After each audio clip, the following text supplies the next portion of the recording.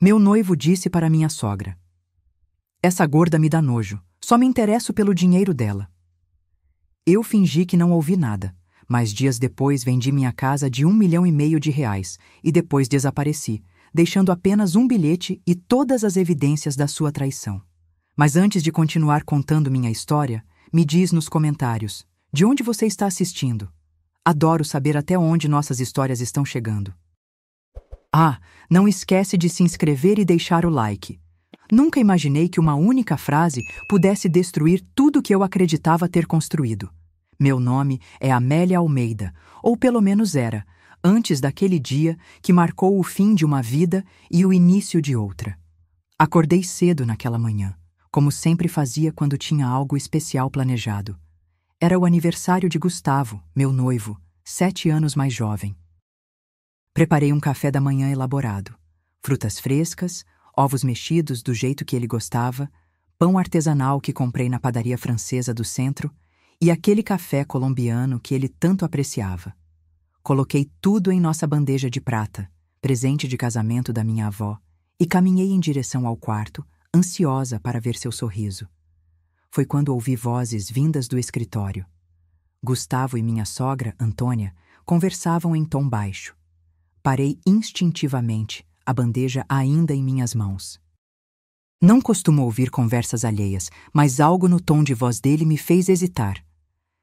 Essa gorda me dá nojo. Só me interesso pelo dinheiro dela. Já tenho outra. Jovem, bonita e que me dá prazer de verdade.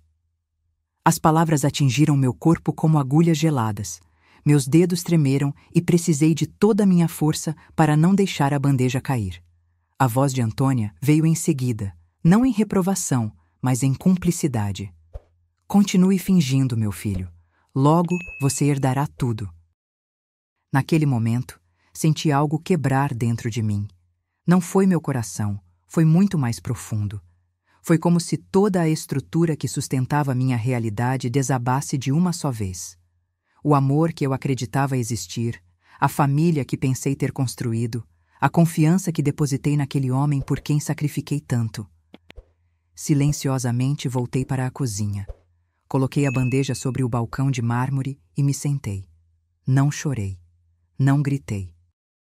Uma estranha calma tomou conta de mim, como se meu corpo estivesse se preparando para uma tempestade que só eu sabia que viria. Passei o dia inteiro fingindo normalidade. Desejei feliz aniversário. Sorri quando ele abriu o presente caro que comprei semanas antes, um relógio suíço que ele tanto queria. Servi o jantar para ele e Antônia, que permaneceu em nossa casa para comemorar. Observei como eles trocavam olhares cúmplices, como riam de piadas que eu nunca entenderia. Vi pela primeira vez a máscara que Gustavo usava comigo todos os dias. Naquela noite, enquanto ele dormia, comecei minha transformação. Não seria uma reação impulsiva, seria calculada, fria, como a frase que ele usou para me descrever. Liguei meu notebook e comecei a pesquisar. Primeiro, transferências bancárias. Depois, documentos da casa. Em seguida, acesso ao celular dele. O que encontrei foi pior do que imaginava. Mensagens explícitas com uma mulher chamada Renata. Fotos íntimas. Eles faziam planos para o futuro, um futuro sem mim. Conversas sobre como ele me manipulava para conseguir mais dinheiro. E o pior, planos sobre como se livrar de mim de forma definitiva, sem perder acesso à minha fortuna. Durante 2 semanas, vivi uma vida dupla. De dia, era a esposa dedicada, a mulher de um político ambicioso. À noite, era uma investigadora implacável, documentando cada traição, cada mentira, cada plano contra mim. Vendi a mansão silenciosamente, através de um corretor discreto que não conhecia Gustavo. Transferi todo o meu dinheiro para contas que ele não tinha acesso. Preparei documentos, imprimi conversas, organizei provas. Coloquei tudo em um envelope marrom grande. E na última noite, escrevi um bilhete simples. Obrigada por me mostrar quem você realmente é. E deixei sobre a cama, ao lado dele, junto com o envelope das fotos. Parti antes do amanhecer, com apenas 2 malas. Uma com roupas básicas, outra com documentos essenciais. Deixei para trás joias, pinturas caras, meus livros antigos de poesia, tudo que pudesse me conectar com aquela vida. Deixei para trás Amélia Almeida. Peguei meu carro e dirigi para um bairro distante, simples, onde ninguém jamais procuraria por mim. Aluguei uma pequena kitnet de apenas 2 cômodos, sob o nome de Maria do Sol. Um nome qualquer, uma mulher qualquer, começando do zero. As primeiras noites foram as mais difíceis. O colchão duro, os barulhos estranhos do prédio antigo, o cheiro de mofo que nenhum produto de limpeza conseguia eliminar. Chorei silenciosamente, não de saudade, mas de raiva. Raiva de mim mesma por ter sido tão cega, tão ingênua. Foi nesse período que conheci Dona Mariana, minha vizinha do primeiro andar. Uma senhora de uns 70 anos, franzina, com um olhar curioso e gentil. Ela me abordou na escada, oferecendo um prato de cozido. Ninguém deveria passar os primeiros dias num lugar novo sem uma refeição decente, disse ela, me entregando o que descobri ser uma sopa de legumes caseira. Aquele gesto simples quebrou algo dentro de mim. Depois de semanas de isolamento, alguém estava se importando. Aceitei o prato com lágrimas nos olhos que tentei esconder. No mundo de luxo que eu vivia, nunca experimentei a verdadeira generosidade. Tudo sempre teve um preço, um interesse por trás. Foi Dona Mariana quem me falou sobre a clínica comunitária. Eles precisam de voluntários, ela comentou, enquanto tomávamos café em sua cozinha apertada, mas impecavelmente limpa. A senhora tem jeito de quem estudou. Podia ajudar lá. A ideia de sair do anonimato me assustou, mas algo dentro de mim dizia que era hora de dar o próximo passo. No dia seguinte, caminhei até a pequena clínica instalada num antigo galpão reformado. Ofereci-me para o que fosse necessário, organizar arquivos, ajudar na recepção, qualquer coisa. Foi ali que conheci André Pereira. Um médico de uns 45 anos, cabelos grisalhos nas têmporas, olhos gentis por trás dos óculos de armação fina. Ele administrava a clínica praticamente sozinho, atendendo a comunidade carente com recursos limitados. Você caiu do céu, Maria, ele disse, após me explicar as necessidades do lugar. Precisamos desesperadamente de alguém organizado para colocar ordem nessa papelada. Comecei no dia seguinte. O trabalho era simples, mas gratificante. Organizei arquivos, agendas, criei um sistema para controle de medicamentos. Minhas habilidades administrativas, desenvolvidas anos antes quando ajudava na empresa da família, finalmente tinham um propósito nobre. Foi na clínica que conheci Camila, uma menina de 9 anos, magrinha, com olhos grandes e tristes, suspeitavam de leucemia, mas faltavam recursos para um diagnóstico preciso e tratamento adequado. Ela mora com a avó, André me explicou em voz baixa, enquanto observávamos a menina desenhar na sala de espera. Os pais morreram em um acidente há 2 anos. A avó faz o que pode, mas mal conseguem se manter. Algo naquela criança silenciosa mexeu comigo. Talvez porque ambas estávamos sozinhas no mundo. Talvez porque ambas tentávamos sobreviver em um ambiente estranho. Comecei a dar atenção especial a ela. Levava livros infantis, lápis de cor, pequenas surpresas. Os dias foram passando e, com eles, minha identidade como Amélia foi se dissolvendo. Maria do Sol ganhou contornos, personalidade e propósito. Nas manhãs, eu ajudava na administração da clínica. Nas tardes, passava tempo com Camila, lendo histórias, desenhando, conversando sobre coisas simples que faziam seus olhos brilharem. E nas noites, sozinha em minha kitnet, planejava minha verdadeira vingança. Não seria apenas fugir, não seria apenas sobreviver. Seria renascer de uma forma que ninguém, especialmente Gustavo, jamais poderia imaginar. Os primeiros meses como Maria do Sol foram de adaptação. André começou a me observar com curiosidade. Percebia seus olhares quando eu usava uma palavra mais rebuscada, ou quando meus gestos denunciavam uma educação que não combinava com minha história fabricada de perdi tudo numa fraude. Você não é como as outras voluntárias, ele me disse certa tarde enquanto organizávamos doações de medicamentos. Há algo em você, uma força diferente. Desviei o olhar, fingindo concentração nas caixas de remédios. A verdade é que cada dia era uma luta para não deixar Amélia escapar pelos cantos de Maria. Meu sotaque refinado, minha postura ao sentar, a forma como eu segurava uma xícara, pequenos detalhes que poderiam me denunciar. No entanto, quanto mais me envolvia com a clínica e com Camila, menos pensava em minha vida anterior. A dor da traição ainda estava lá, guardada como uma ferida mal cicatrizada, mas agora havia algo mais importante: um propósito. Camila piorou significativamente no 3º mês. Seu corpinho frágil reagia mal aos tratamentos, e os médicos, incluindo André, mostravam-se cada vez mais preocupados.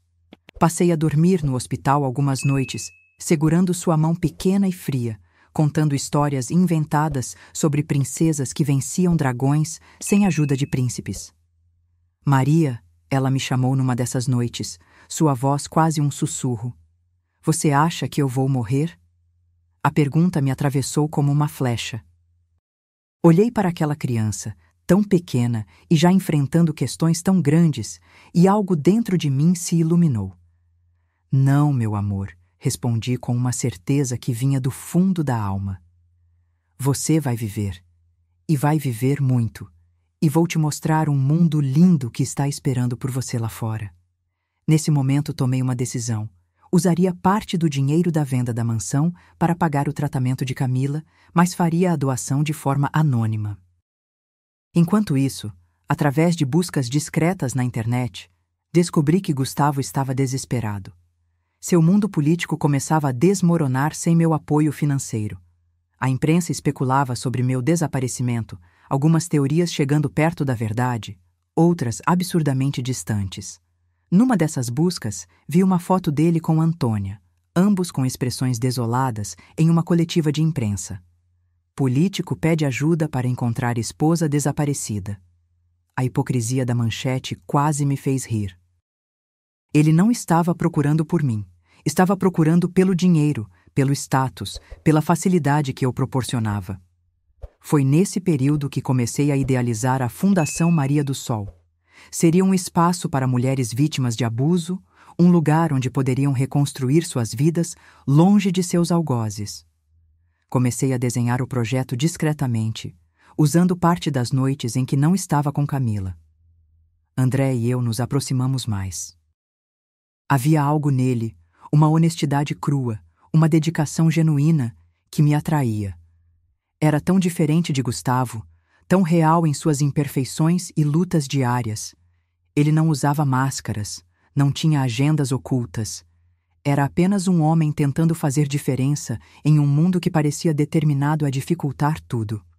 Uma noite, após um dia particularmente difícil com Camila, ele me convidou para um café na lanchonete em frente ao hospital. Sentamos em uma mesa pequena, com xícaras de café barato à nossa frente. Quem é você realmente, Maria? Ele perguntou, seus olhos cansados fixos nos meus. Senti o peso daquela pergunta. Por um momento, considerei contar tudo, sobre Amélia, sobre Gustavo, sobre a frase que despedaçou minha vida. Mas ainda não era o momento. Sou alguém tentando refazer o caminho, respondi, segurando a xícara com ambas as mãos para esconder o tremor. Assim como você, assim como Camila. Ele não insistiu, mas seu olhar me dizia que sabia que havia mais naquela história. André tinha aquela habilidade assustadora de enxergar além das palavras. Semanas depois, enquanto ajudava na recepção da clínica, vi um rosto familiar entrando. Meu sangue gelou. Era um dos assessores de Gustavo, um homem chamado Ricardo que já estivera em minha casa várias vezes. Ele não me viu imediatamente, estava ocupado falando ao celular. Abaixei-me atrás do balcão, o coração martelando no peito. Ele estava ali por coincidência ou me procurando? Consegui sair pelos fundos sem ser notada, mas aquele encontro quase desastroso me fez perceber que meu passado poderia me encontrar a qualquer momento. Naquela noite, olhando para meu reflexo no pequeno espelho do banheiro da kitnet, percebi que precisava mudar mais. Cortei meu cabelo, antes longo e cuidadosamente mantido, em um estilo curto e prático. Comprei óculos de armação grossa, mesmo sem precisar. Alterei meu guarda-roupa completamente, abandonando qualquer peça que pudesse remeter a Amélia. A cada mudança, sentia um misto de tristeza e libertação. Era como se estivesse enterrando Amélia pedaço por pedaço, para que Maria pudesse florescer plenamente. Foi durante esse período de transformação que André me convidou para jantar em sua casa, um pequeno apartamento a algumas quadras da clínica. Era a primeira vez que saía do circuito kitnet hospital-clínica desde que chegara àquele bairro. O apartamento dele era como ele, simples, organizado, sem luxos desnecessários. Livros de medicina ocupavam a maioria das prateleiras, junto com alguns romances clássicos. Ele cozinhou uma massa simples, servida com vinho em copos comuns, tão diferente dos jantares elaborados que eu costumava ter com Gustavo. Foi nesse jantar que André me contou sobre sua vida, sobre como escolheu medicina comunitária em vez de uma carreira lucrativa em hospitais particulares. Sobre como perdeu os pais cedo e foi criado pela avó em um bairro não muito diferente daquele. Sobre seus sonhos de expandir a clínica, de alcançar mais pessoas. E foi também nesse jantar que ele segurou minha mão sobre a mesa e disse, olhando nos meus olhos: "Não sei quem você era antes de chegar aqui, Maria, mas sei quem você é agora, e é essa pessoa que me importa." Algo dentro de mim se aqueceu naquele momento. Um sentimento que achei que nunca mais experimentaria depois da traição de Gustavo. Não era amor ainda, era confiança. Uma semente pequena, frágil, mas viva. Foi então nesse momento que senti que poderia confiar nele e resolvi falar a verdade. Meu nome verdadeiro é Amélia Almeida. As palavras saíram da minha boca como pedras pesadas que carregara por tempo demais. André permaneceu em silêncio. Percebi uma leve expressão de surpresa, seus olhos fixos nos meus. Ele prestava atenção total. Contei tudo a André. Revelei sobre Gustavo, nosso casamento, a herança que financiou suas ambições políticas. Com voz trêmula, repeti a frase que destroçou minha vida. Essa gorda me dá nojo. Só me interesso pelo dinheiro dela. André apertou minha mão, me dando força para prosseguir. Descrevi minha fuga meticulosamente planejada, o dossiê que deixei para trás, e como escolhi esse bairro simples onde Amélia Almeida jamais seria procurada. Expliquei o nascimento de Maria do Sol. Quando terminei, um silêncio pesado tomou conta do ambiente, quebrado apenas pelo som distante de uma sirene. André continuava segurando minha mão, seu polegar traçando círculos suaves em minha pele em um gesto silencioso de compreensão e apoio. Eu já suspeitava que havia algo assim. Ele finalmente disse: "Não os detalhes, claro, mas sabia que você carregava alguma dor profunda. Ninguém se dedica tanto a ajudar os outros sem conhecer o sofrimento pessoalmente."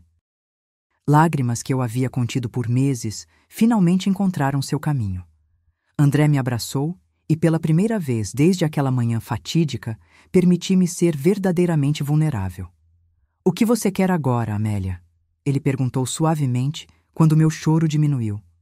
"Não me chame assim", respondi, enxugando as lágrimas. Amélia morreu naquela casa. Sou Maria agora. E o que quero é construir algo que transforme toda essa dor em algo útil. Foi então que compartilhei minha ideia da Fundação Maria do Sol. Um lugar para mulheres reconstruírem suas vidas após relacionamentos abusivos, traições, abandonos. Um espaço que ofereceria abrigo, aconselhamento legal, apoio psicológico, capacitação profissional. André ouviu atentamente, fazendo perguntas pertinentes sobre logística, financiamento e estrutura. Sua mente prática complementava minha visão emocional do projeto. Pela primeira vez, a fundação começou a tomar forma concreta, saindo do mundo dos sonhos para a realidade. Nas semanas seguintes, trabalhamos juntos no projeto nas horas vagas. André me apresentou a uma advogada que frequentava a clínica, uma mulher forte chamada Regina, que sobrevivera a um casamento violento. Sem revelar minha verdadeira identidade, conseguimos seu apoio legal para estruturar a fundação. Camila começou a responder melhor ao tratamento. Os novos medicamentos estavam fazendo efeito. Suas bochechas ganharam um pouco de cor, e ocasionalmente ela tinha energia suficiente para sentar na cama e desenhar. Seus desenhos sempre tinham um sol grande e brilhante no canto. "É você, Maria do Sol", ela dizia, com um sorriso fraco, mas genuíno. A vida começou a ganhar um ritmo que me trazia paz. De manhã, trabalho na clínica. À tarde, tempo com Camila. À noite, desenvolvimento do projeto da Fundação com André, que frequentemente terminava com conversas profundas sobre vida, sonhos, medos. Foi numa dessas noites que ele me beijou pela primeira vez. Um beijo gentil, hesitante, como se temesse que eu pudesse quebrar. Correspondi com uma intensidade que me surpreendeu.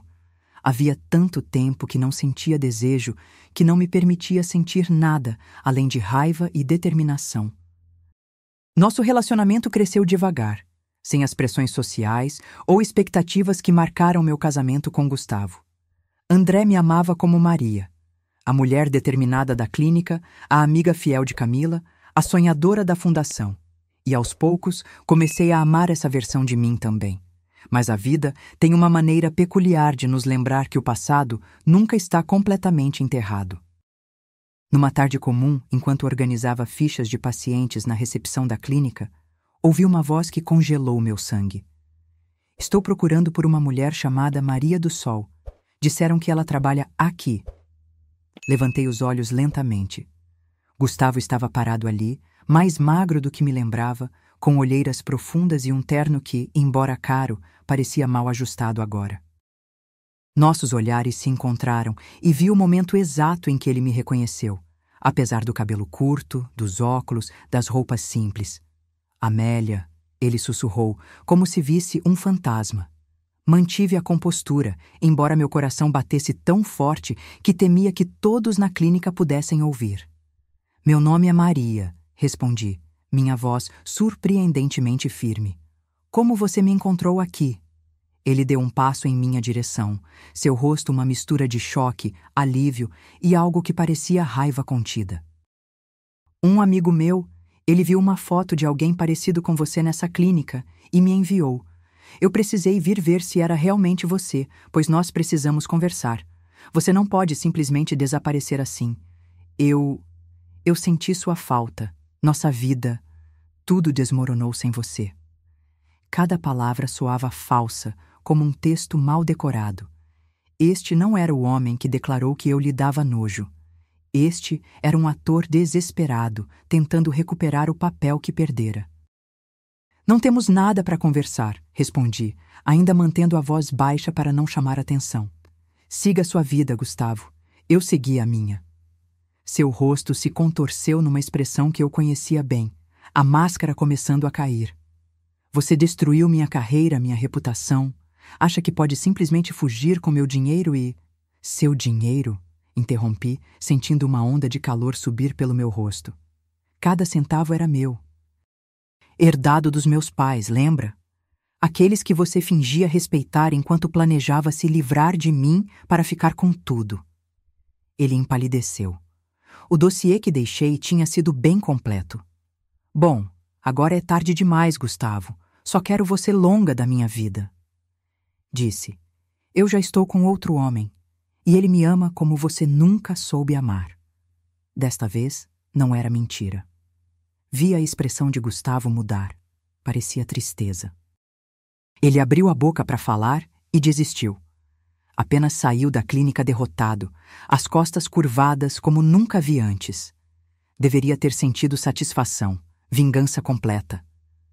Mas o que senti foi apenas um imenso alívio, como se um peso, que nem sabia que ainda carregava, tivesse sido finalmente removido.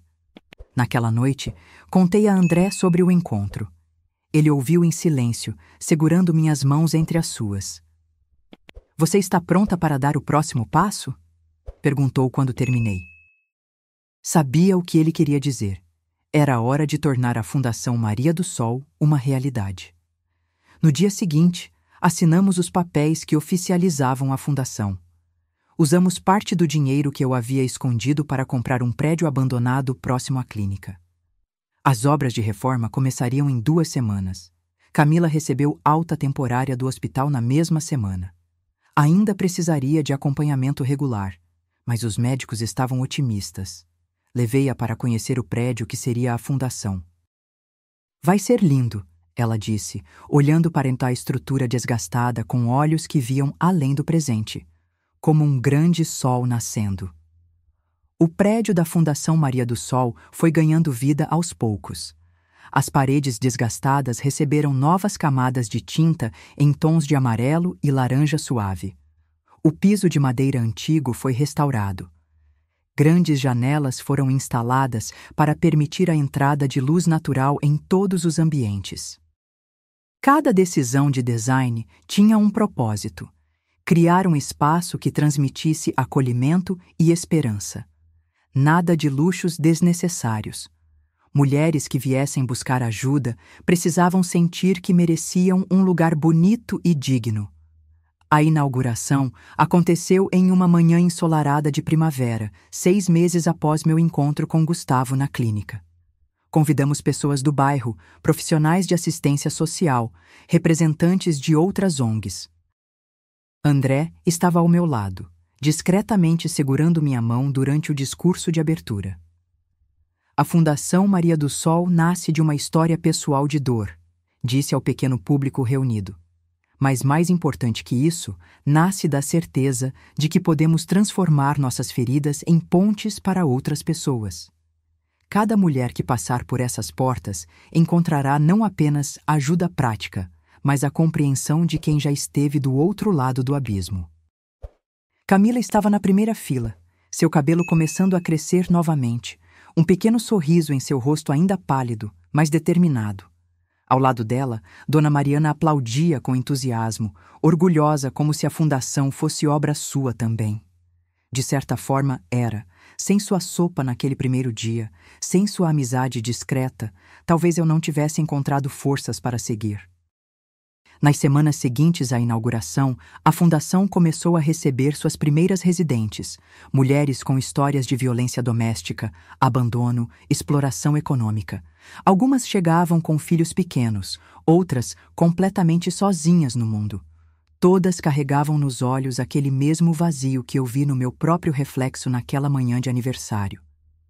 Regina, a advogada, comandava o setor jurídico, ajudando com divórcios, medidas protetivas, disputas de custódia. Contratamos 2 psicólogas e uma assistente social. Montamos uma pequena creche para os filhos das residentes poderem frequentar cursos profissionalizantes. O trabalho era intenso, muitas vezes emocionalmente exaustivo, mas cada pequena vitória, uma mulher conseguindo seu primeiro emprego após anos de dependência financeira, uma criança voltando a sorrir depois de meses de trauma, trazia uma satisfação que nunca senti em minha vida anterior, de luxo vazio. André e eu nos tornamos uma equipe inseparável, tanto na fundação quanto na vida pessoal. Após 6 meses de relacionamento, ele me pediu para morarmos juntos. Deixei minha pequena kitnet, que já mantinha mais por apego sentimental que por necessidade, e mudei para seu apartamento, que passou a ser nosso. Foi numa noite comum, preparando o jantar juntos na cozinha apertada, que ele mencionou Camila. Os últimos exames dela foram excelentes, disse, cortando legumes com a precisão de um cirurgião. A remissão está se mantendo, mas... Parei de mexer o molho que preparava, voltando-me para ele. Mas... André suspirou, pousando a faca. A situação familiar dela não melhorou. A mãe continua lutando contra o vício, o padrasto. Bem, você sabe como ele é. Ela merece um lar estável, especialmente agora que está se recuperando. Entendi imediatamente onde ele queria chegar. Havíamos discutido isso antes, mas sempre como uma possibilidade distante. Você acha que deveríamos... Minha voz falhou, não de incerteza, mas de emoção. Adotá-la? Sim, André completou, seus olhos encontrando os meus. Sei que é um grande passo, Mas não consigo pensar em ninguém melhor para ser mãe dela do que você, Maria. Maria. Ele ainda me chamava assim, mesmo conhecendo minha história verdadeira. Para ele, eu era Maria do Sol, não apesar do meu passado, mas por causa dele, por causa da mulher que escolhi me tornar. 2 meses depois, iniciamos o processo de adoção. Não foi fácil. Meu histórico fabricado criou complicações que exigiram a intervenção discreta de Regina. Mas Camila estava determinada a nos ter como pais, e sua vontade, somada ao relatório médico de André sobre como sua recuperação estava intrinsecamente ligada à nossa presença, pesou favoravelmente. E 1 ano depois, a Fundação Maria do Sol já tinha 3 unidades em diferentes bairros da cidade. Mais de 200 mulheres haviam passado por nossos programas, muitas já completamente reintegradas, com empregos estáveis e vidas reconstruídas. Camila crescia forte e saudável, seu corpo finalmente vencendo por completo a doença que quase a levou. Na escola, destacava-se em artes e literatura. Em casa, enchia nossos dias com sua risada fácil e curiosidade infinita.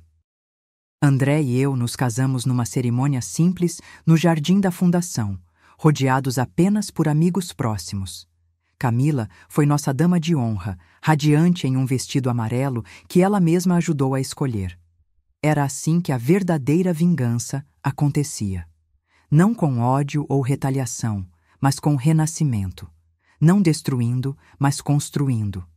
Não fugindo do passado, mas transformando-o em ponte para um futuro que ninguém poderia prever ou limitar. Eu, que um dia fui chamada de gorda nojenta, agora era semente, raiz e fruto. Era Maria do Sol, não apenas para mim mesma, mas para todas que precisavam ver que, mesmo após o inverno mais cruel, sempre há possibilidade de primavera. E você? O que faria se ouvisse que alguém que você ama só está com você por interesse? Você continuaria lá, fingindo que nada está acontecendo, ou teria a coragem de começar de novo, mesmo quando parece que já é tarde demais? Se esta história tocou seu coração, deixe um comentário e compartilhe-a com alguém que precise ouvi-la.